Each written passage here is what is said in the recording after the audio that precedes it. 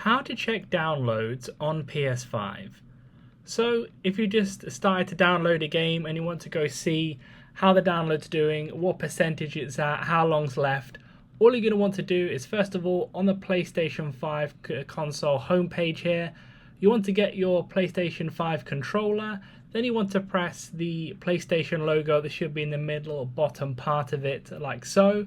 That's going to bring up this menu here where you want to scroll down with the D-pad on the bottom until you see this downwards arrow where it says downloads/uploads.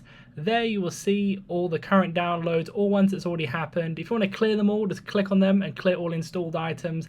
Then it should just be left with the downloads or uploads that are there. You'll be able to see how long's left on the download, how much gigabyte space that you need, all within here. And as well on the home screen, if you click on the game you are downloading, it should be there and it should tell you how long there too. Leave a like on the video for help and subscribe for more helpful videos.